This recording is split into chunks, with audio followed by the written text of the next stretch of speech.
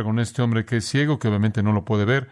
Jesús se acerca a él, le da ojos, le da nuevos ojos, crea nuevos ojos. Porque como Juan nos dice, nada fue hecho excepto por lo que él hizo. Todo lo que fue hecho él lo creó y él todavía es el creador. Él crea ojos para este hombre ciego. Él inmediatamente puede ver y después algunos encuentros comienzan. En primer lugar, sus vecinos están tratando de entender cómo es que esto pasó, cómo es que este hombre que conocen que es ciego ahora puede ver. Entonces él pasa por una interrogación con sus vecinos y él realmente no puede responder quién hizo esto porque él nunca lo vio, no sabe simplemente exactamente cómo pasó esto, pero él está convencido de quien hizo esto es de Dios. Después él es traído a los fariseos, quienes supuestamente deben emitir algún tipo de explicación espiritual o explicación religiosa, algún tipo de explicación divina para saber cómo esto pudo pasar, porque como el hombre ciego dice, nunca se ha oído de esto en la historia del mundo que alguien que es ciego pudo ver. Y entonces hay una interrogación llevada a cabo por los fariseos. Ellos ya han llegado a su veredicto antes de que comiencen el cuestionamiento. Creen que Jesús está loco, poseído por demonios, un impostor satánico. Y con esa conclusión, su investigación no va a ir a ningún lugar. Entonces rechazan el testimonio del hombre, rechazan el testimonio de los vecinos y eventualmente terminan expulsando al hombre que ahora puede ver y lo expulsan del edificio y realmente lo expulsan de la vida de la nación, de la vida de Israel. Él ya ha sido un paria porque cualquier persona que nacía ciega se creía que había sido maldecida por Dios por pecado, quizás el pecado de sus padres, quizás su propio pecado, y entonces él ya ha sido expulsado, y entonces él ya ha estado afuera de la sinagoga, no ha podido interactuar con la sinagoga, él ha sido un paria y alguien de afuera y como consecuencia un mendigo. Su propia familia está avergonzada por él. Sabemos que él tiene una madre y un padre, se aparecen en la historia y realmente se distancian de él para protegerse a sí mismos, pero piénselo, si hubieran tenido algún amor hacia un hijo ciego, no habría sido él un mendigo. Habrían cuidado de él, como cualquier padre normal sensato lo haría. Entonces, este es un hombre que ha sido completamente rechazado por todo el mundo. Y ahora, cuando puede ver, él está luchando porque la gente acepte lo que ha pasado. Aquellos que son sus vecinos lo ven, pero no lo pueden explicar. Los fariseos lo ven, pero se rehúsan a verlo por lo que es. Sus propios padres lo menosprecian. Y finalmente, cuando la interrogación se acaba, versículo 34, las últimas palabras de los fariseos: tú naciste del todo en pecado y nos enseñas a nosotros, y le expulsaron. Rechazan a Jesús, rechazan al hombre, rechazan el milagro. Jesús no está ahí en este punto.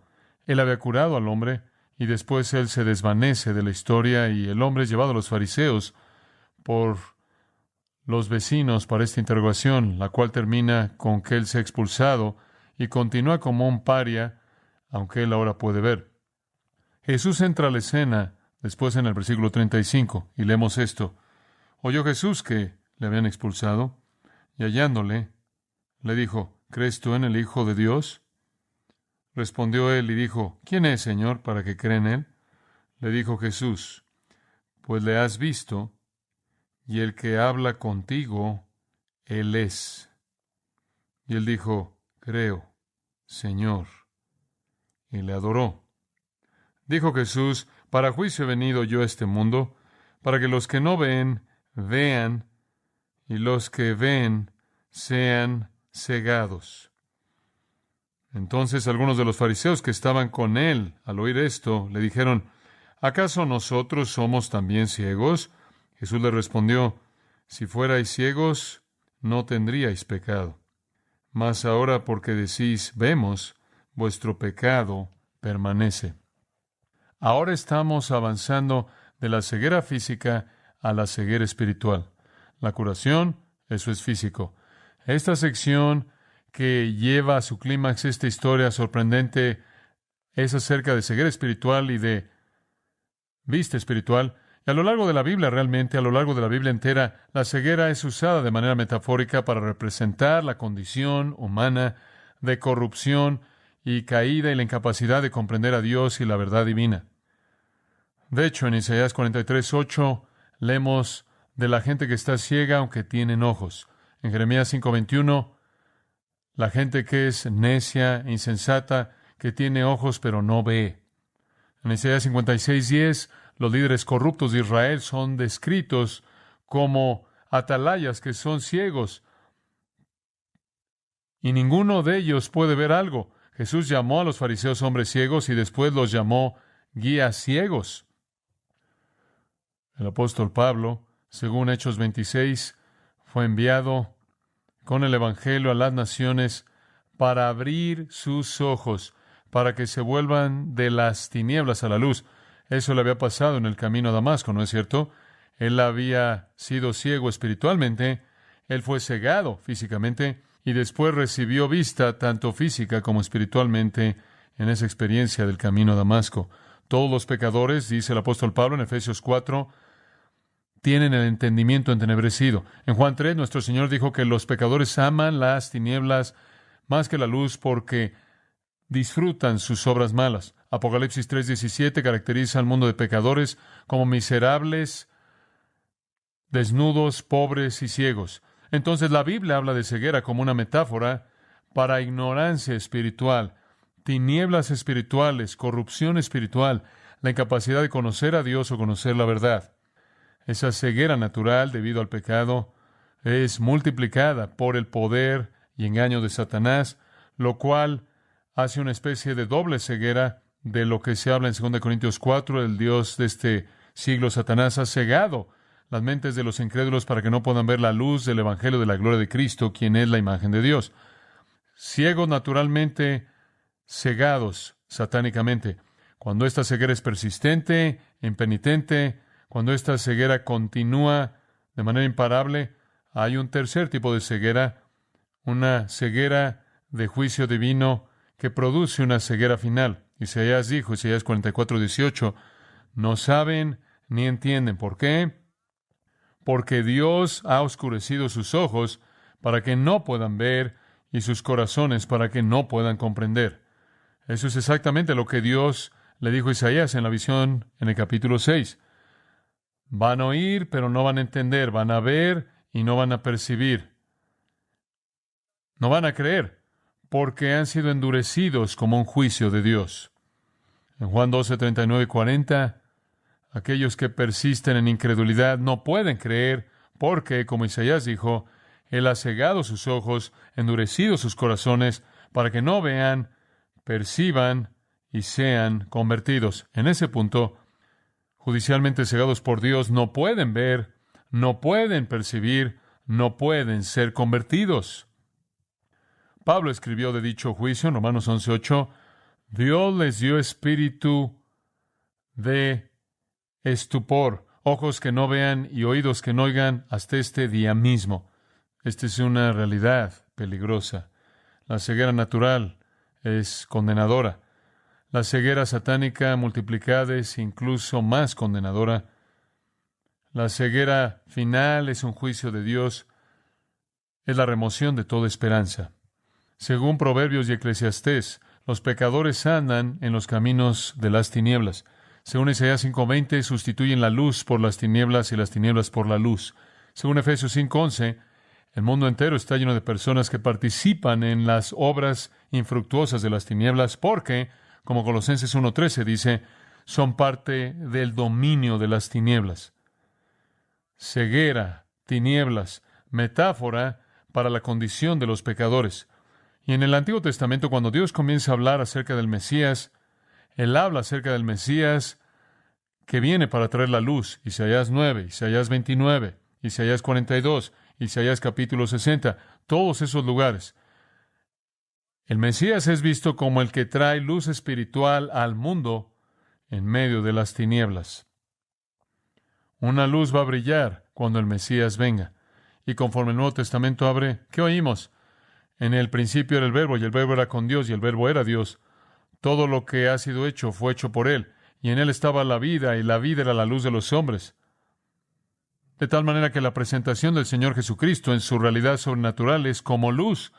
Y más adelante en Juan capítulo 8, Él dice, yo soy la luz del mundo, el que me sigue no andará en tinieblas, sino tendrá la luz de la vida. Y en Juan 12:46, he venido como luz al mundo, para que todo aquel que cree en mí no permanezca en tinieblas.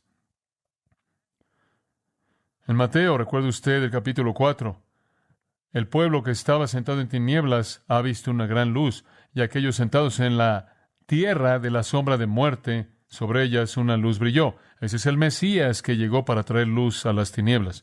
Entonces, cuando Pablo le escribe a la iglesia en Tesalónica, lo cual es verdad de todos los creyentes, él dice: todos vosotros sois hijos de luz, no de la noche ni de las tinieblas. 1 Pedro 2:9 habla del Señor como aquel que os ha llamado de las tinieblas a su luz admirable.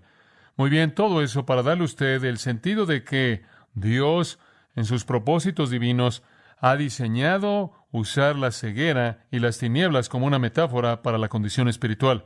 Como consecuencia, cuando llegamos a este texto en Juan 9, usted lo puede ver.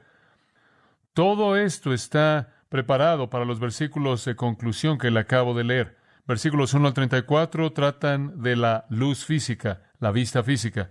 Pero también hay tonos de ceguera espiritual y tinieblas espirituales manifestadas por los fariseos. Cuando llegamos a los versículos 35 al 41, el tema cambia de vista y luz físicas completamente a vista y luz espirituales y ceguera y tinieblas espirituales. Ahora, conforme vemos estos versículos breves, directos y simples, solo quiero dividirlos en dos secciones. Vista espiritual, versículos 35 al 38, ese es el mendigo. Ceguera espiritual, versículos 39 al 41, esos son los fariseos. Usted tiene aquí una comparación que es edificada sobre este milagro entre la vista espiritual, la cual el mendigo recibe, y las tinieblas espirituales en las que los fariseos permanecen. Ahora veamos la vista espiritual y al mendigo. Los versículos de apertura 35 al 38. Simplemente para darle algo de un patrón a seguir, 4 cosas definen esta vista espiritual. Muy bien, 4 cosas. Él va a ser una ilustración de uno que no solo ve físicamente por primera vez, sino que verá espiritualmente por primera vez. Hay 4 elementos. En primer lugar, y esto es muy importante, el primer elemento es la vista espiritual demanda iniciativa divina. La vista espiritual demanda iniciativa divina. Este hombre no tiene ninguna capacidad para hacer que él mismo vea físicamente, ni tiene él alguna capacidad de hacer que él vea espiritualmente. Esa es la razón por la que esta transición es hecha, porque es una ilustración tan vívida. Él no puede hacer algo para ayudarse a sí mismo. No existe algo tal en esos tiempos antiguos como un cirujano que puede arreglar algo en su ojo y capacitarlo para ver. No hay manera alguna en la que él pueda tener vista espiritual por sí mismo. No puede suceder, humanamente hablando, no puede suceder a nivel natural, físico, temporal. Si él va a ver, el cielo tiene que descender y encontrarlo, ubicarlo, y eso es exactamente lo que sucede. Versículo 35, todo lo que estaba pasando ahí en torno al área del templo, y donde quiera que fuera que esta interrogación se llevó a cabo, todavía se está llevando a cabo. Entonces Jesús oye que lo habían sacado, y me encanta esto, y hallándole, este es el paralelo. Recuerde usted, de regreso en el capítulo 5, el hombre en el estanque de Betesda, ahí tomó su lecho y caminó, corrió a los fariseos, el mismo tipo de interrogación, el mismo tipo de encuentro, y dice ahí en ese mismo capítulo 5, y creo que es el versículo 14, Jesús lo halló, Jesús lo encontró. Así es como usted recibe vista espiritual. Todo comenzó en una iniciativa divina, todo comenzó por un propósito soberano en la mente de Dios. Lucas 19:10, Jesús dice: el Hijo del Hombre ha venido a buscar y salvar lo que se había perdido. No solo el salvar, sino el buscar. Romanos 3, no hay quien busque a Dios. No sabremos a dónde acudir, no sabremos qué buscar o a quién buscar. Entonces Él es el buscador. Él le dice a sus apóstoles en Juan 15:16, no me habéis elegido a mí, yo os he elegido a vosotros. Mateo 18, el Hijo del Hombre ha venido a salvar lo que se había perdido. Esa es la razón por la que Él vino. Él es el buscador, Él es el que nos está buscando. El Señor inicia la vista espiritual, así como Él inició la vista física con este hombre. Habían muchos mendigos, habían muchas personas enfermas.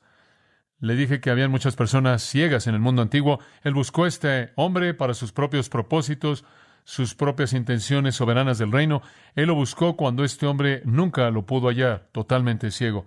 Cristo siempre es el iniciador de la salvación, siempre el salvador buscador. De nuevo, el hombre ciego no tiene poder para darse a sí mismo vista física, Tampoco el pecador tiene algún poder para darse a sí mismo vista espiritual. Tiene que ser iniciada, inaugurada en el cielo. Entonces Jesús encuentra al hombre. Aquí es en donde la vista espiritual comienza. Esta es una ilustración poderosa de esto, una ilustración muy poderosa, porque este es un hombre sin esperanza, inútil, y así lo es todo pecador. Así lo es todo pecador.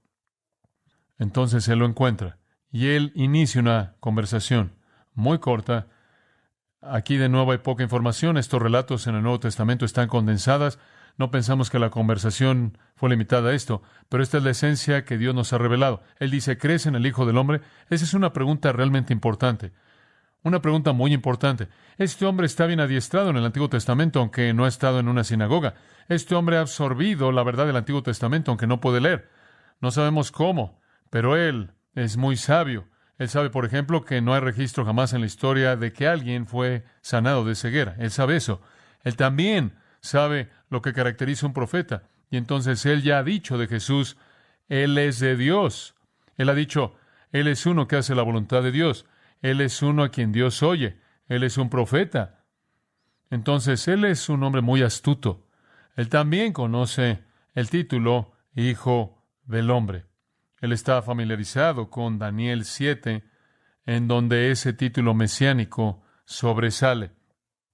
Escuche lo que Daniel, capítulo 7, dice.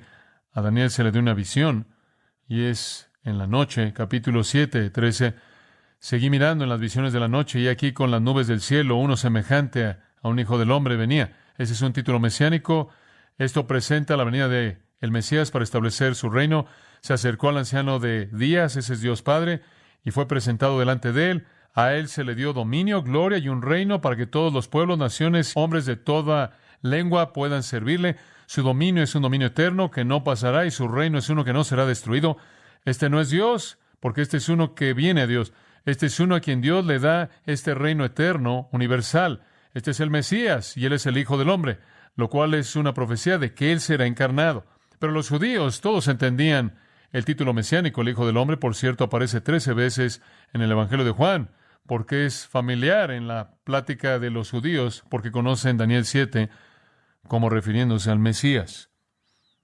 Entonces nuestro Señor le dice, ¿crees en el Hijo del Hombre?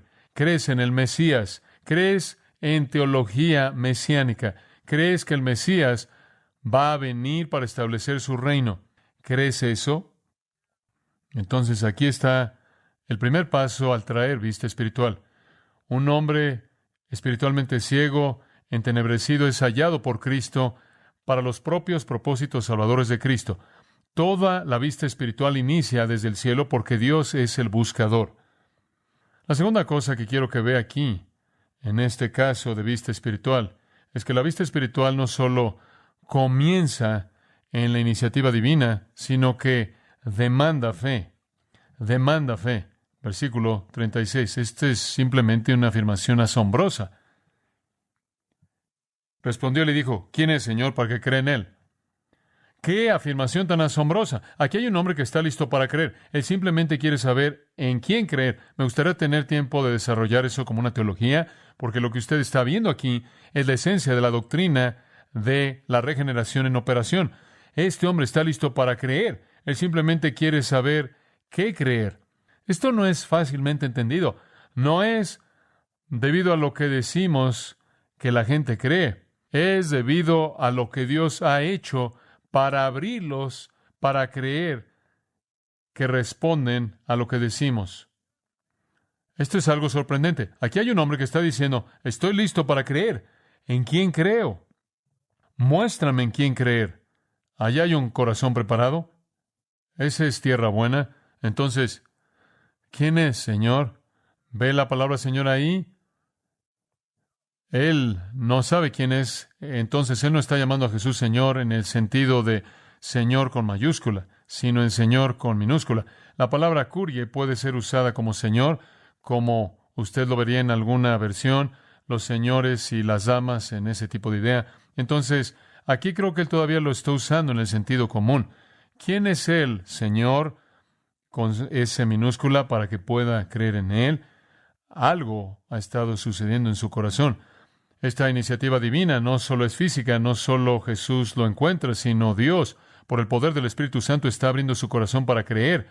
Y todo lo que necesita es como Lidia, cuyo corazón el Señor abrió. ¿Se acuerdan en el libro de los Hechos?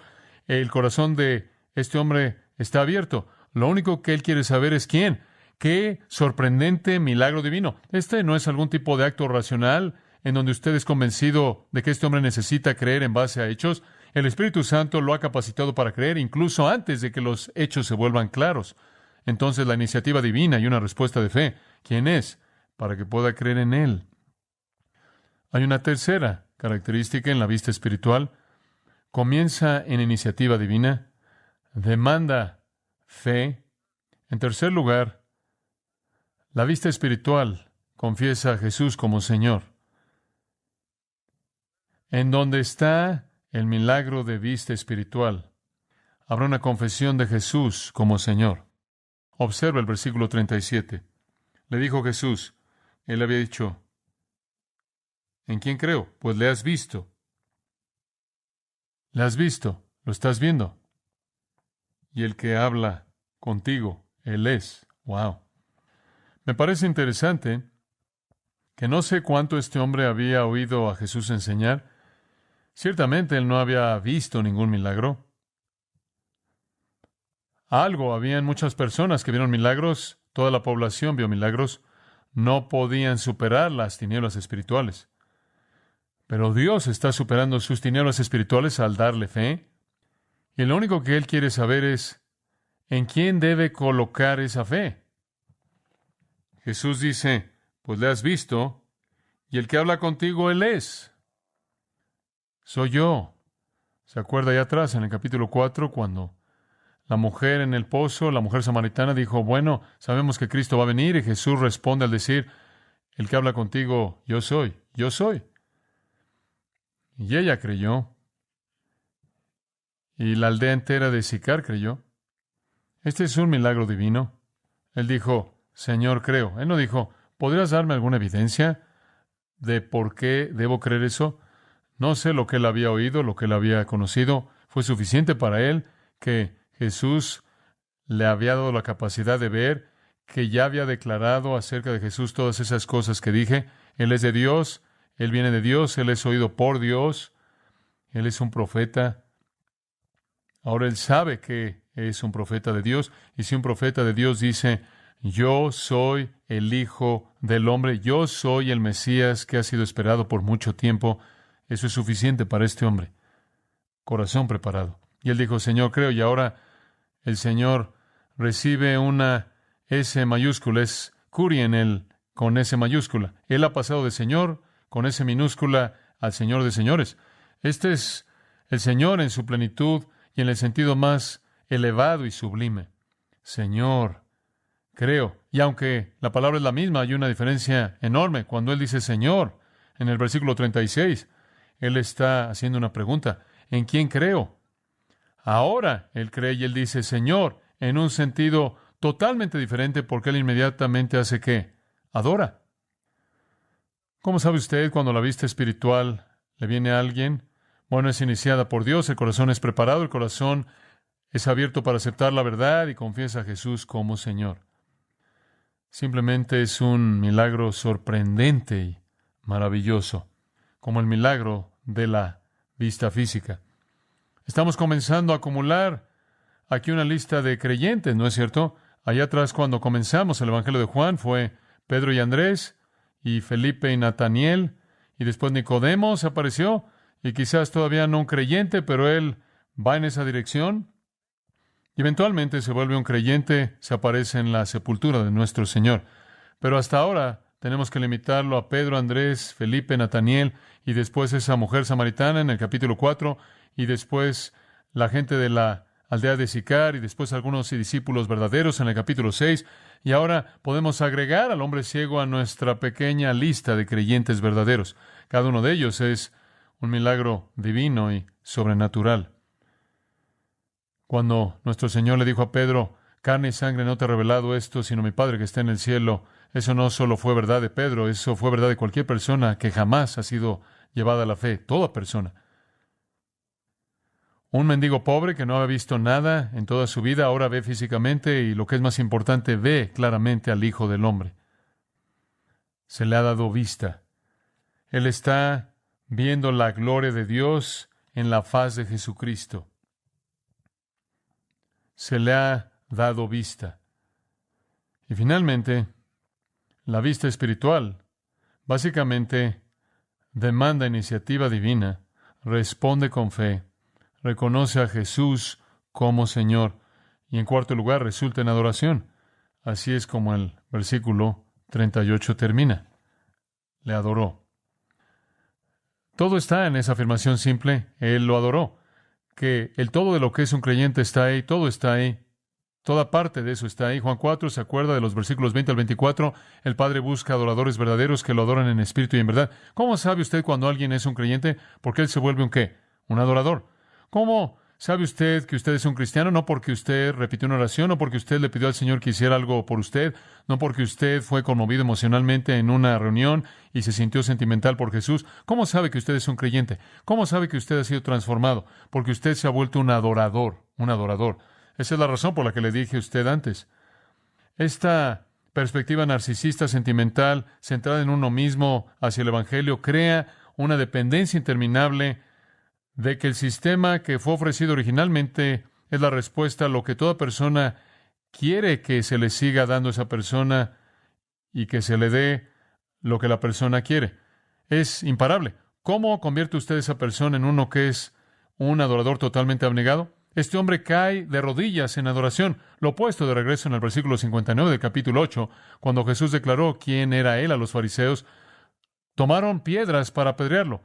Eso es lo que la ceguera espiritual produce. Esto es lo que la vista espiritual produce. Entonces, si usted está haciendo la pregunta, ¿cómo sé si soy salvo? Pregúntese si ama a Cristo, si ama a Dios, si ama al Espíritu Santo, si desea ser obediente, si desea honrar, agradar al Señor, si usted es un adorador. Estábamos hablando en la reunión de ancianos la otra noche acerca de algunas cuantas personas que no vienen a la iglesia y los hemos buscado y dan todo tipo de, usted sabe, de excusas, usted sabe, tengo otras cosas y tal, me molesta y demás. El meollo es, esas personas lo más probable es que no son creyentes, porque los creyentes adoran. Esa es la prioridad de su vida. Y no estoy diciendo que el único lugar en el que usted adora es en la asamblea colectiva de la iglesia. No es así. Pero esto es lo que lo levanta a usted y lo fortalece y lo alienta para el resto de esas horas cuando usted adora como una persona independiente. Esto es crítico. Esto satisface el anhelo de nuestro corazón, honrar al Señor, oír del Señor, exaltar al Señor, alabar al Señor, adoradores. Entonces aquí hay un hombre con dos biografías. Él es ciego físicamente, él es ciego espiritualmente, él es buscado por el Señor físicamente, él es buscado por el Señor espiritualmente. Se le ha dado vista espiritual, se le ha dado vista física. Se le ha dado una oportunidad de dar testimonio acerca del Señor. Él es abandonado por su familia. Él es odiado por los enemigos del Evangelio. Él es expulsado del sistema de su día debido a su asociación con Cristo. Él, en cierta manera, es un retrato de lo que es ser un cristiano. Él toma su lugar a los pies del Salvador. Se vuelve un adorador, como todos los creyentes se vuelven. En contraste a eso, simplemente, rápidamente, la ceguera espiritual en el caso de los fariseos, versículo 39. Dijo Jesús: para juicio he venido yo a este mundo, para que los que no ven, vean, como el hombre ciego, como los pecadores que se arrepienten, y los que ven, como los fariseos pensaban que veían, como Jesús dice, no he venido a llamar a los justos, la gente que piensa que es justa, he venido a este mundo para que los que no ven, vean, y los que ven, no vean. Obviamente un juego de palabras en todo este concepto de ceguera, lo cual, como dije, está por toda la Escritura. Cuando Jesús ve a este hombre adorándolo, Él compara a este corazón del mendigo humilde que confía, que cree, con el odio hostil, obstinado de los fariseos. Y Él admite, así va a ser en mi venida. Aunque el Hijo del Hombre ha venido a buscar y a salvar a los perdidos, aunque Él no viene a juzgar. Como dice en Juan 3, Él no vino a juzgar al mundo, sino para salvar al mundo. Aún así, aunque Él vino en su encarnación para salvar, su salvación en sí misma se vuelve una realidad que divide. Hay un juicio encerrado en ella. Como Simeón dijo, este hijo es para levantamiento y caída de muchos. Él es el divisor. Este no es el juicio final, este es una especie de juicio inmediato que sucede en el punto en el que el Evangelio es presentado, en el que Cristo es presentado. Hay una división que se lleva a cabo entre el creyente y el incrédulo. Sí, Él no vino para juzgar en el sentido de juicio final. Él vino para salvar. Él vino para ser humillado y para ir a la cruz y resucitar de los muertos para salvar.